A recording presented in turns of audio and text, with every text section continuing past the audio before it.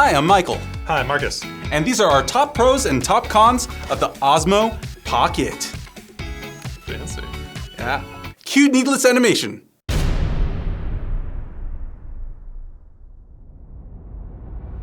So Marcus, you go first. What's your first top pro? Well, the first one is pretty evident. It's very small, easy to travel with, very incognito. You can just whip this out and record anything you want. No one's gonna bat an eye. So that's my first pro. What's your first pro? My first pro is the same. It's also dinkalicious. It is tiny with a protective case, and then when you turn it off, it'll be ready to be put into it. That was pretty slick. Yeah, I'm just putting it into it the wrong way here. I found I did that a lot too. Yeah, so there's only one correct way to put it in here, but now it could actually be put into your back pocket. It is portable. A portable. Yeah. What's your next pro? So despite the small form factor, it actually has a fairly good weight to it, and it actually feels really good in the hand. It doesn't feel like I'm holding a toy. It's pretty solid. It's solidly made. I do want to add that it is tinier than any other gimbal around, so when everything around here is all stabilized, but what about this, you know? It's very easy to get caught up in going like this. Yeah, boingy, but all your steps are even more easily transferred, right? And then so I actually decided to embrace this with one little thing that I like to call camera dubstepping. What's camera dubstepping? I'm glad you asked. Cue the music video.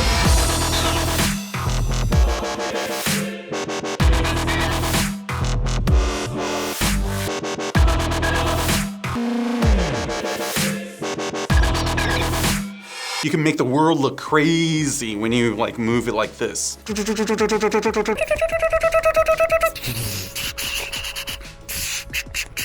Oh my gosh. Yeah, I know, it's cool, right? Video dubstep, man. All right. See, he's impressed. I believe you. I believe you. Yeah. I do not recommend that for your warranty though, but if you got money to burn, $350 to burn. Don't do what I'm exactly doing right now. That's what you just did.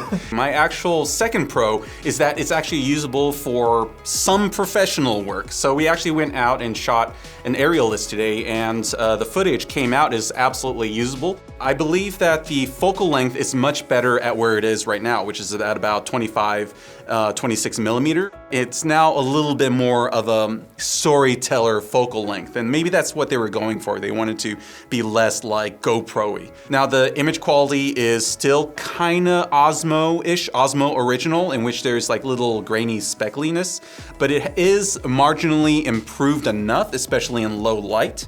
But overall, filmmaker friendliness has improved a bit, even though we've shrunk it to a little consumer size. So that was. What was your pro? Okay, how do I compress it down? Okay. That was like a run-on sentence of a pro. Okay. Let's consolidate that down. It is filmmaker friendly in optics and image quality. So you are not downgrading to below GoPro or something for the size, you know, so you can actually make films with it. Okay. What's your third pro, Marcus? Okay. You can't remember it? So my third point is that the software tracking, it's very easy to use. You just drag your finger and it tracks that point, and it works fairly well. It works well enough for me to kind of use it today with the aerialist. Mm-hmm. Especially in selfie mode, it automatically turns on and just grabs your face, and it's kind of cool. Yeah. I don't even have to like twist it around, it just moves with me. Yeah, and you were testing it at home too, and was locked pretty much on you right, throughout the whole thing. Now, when with my family playing around, it locked on me or somebody else, and it centers you. We were just talking about this earlier, in which it's like, wait a second, why are you on my dad? It should be on me. It's like Terminator mode. Once it's locked on, it doesn't really want to look away. So yeah, you got to trick it. A little bit of a quirk that you have to like disable it and then re-enable it. And your third? Let me check my notes. I also have a red notebook. Third pro is that, well, the original Osmo was Wi-Fi connected only. So it got interrupted, was slow to set up because you had to connect to a Wi-Fi network on your phone. But this one is a direct connection. So that means there is no delay. With the original Osmo, I missed shots when I was shooting events like weddings because it took like, I think I counted 20 seconds. But now I think you could take this out of your pocket and within 3 seconds, be ready to view and shoot with your phone, which is awesome. They should actually port this to the full-size Osmos for whatever the next generation is. It comes iOS or Android.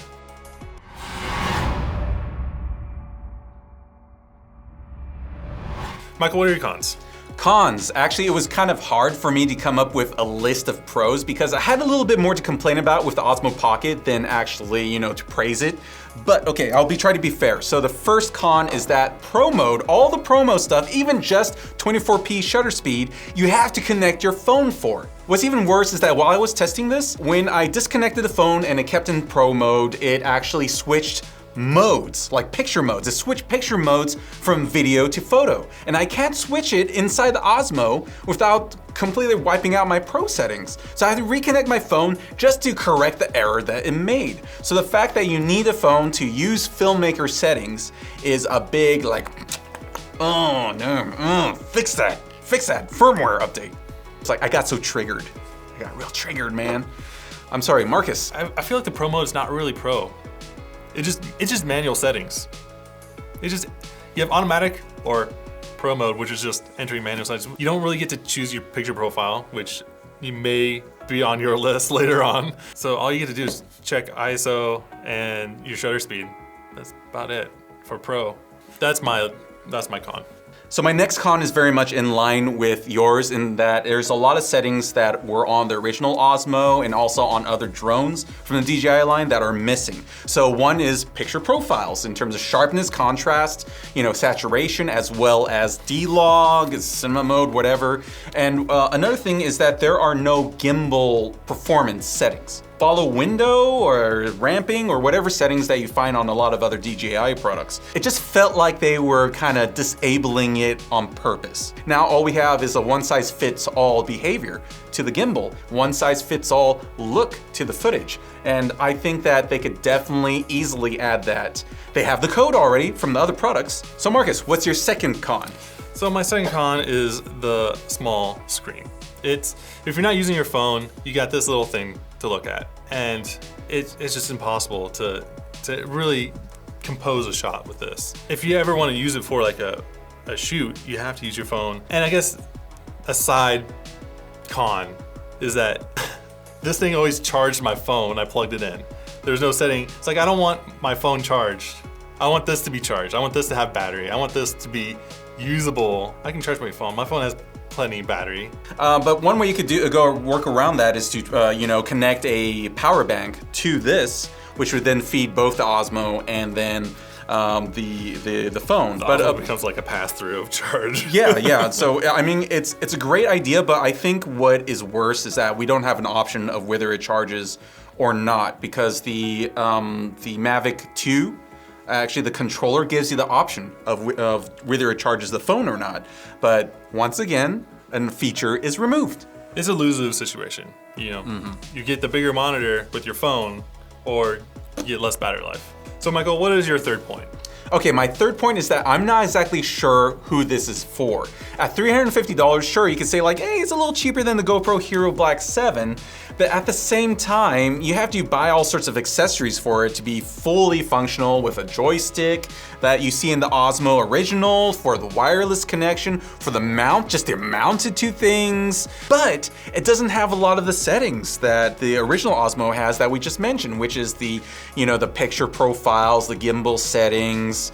So I'm just a little confused. Are they debilitating it with the whole Pro functionality being very inconvenient and such, so that it's more consumer based or something? Or with all those accessories that they are selling separately, are they also trying to market it to pros? I just don't know. I absolutely think it's a consumer product. It's not a professional product at all. So that leads me into my final point. You already touched on it, but there's no mount on this. By default, it's just that's where you charge it, USB-C right there. I saw that there's motion time lapse on here. I was really excited to test it, pulled it out of the box. I'm like, where do I put it? Do I just stand there for 20 minutes, 30 minutes, an hour?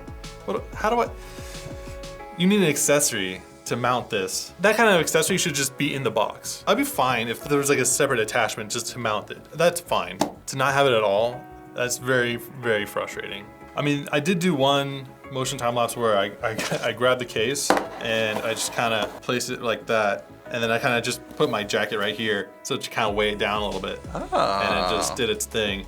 But that's a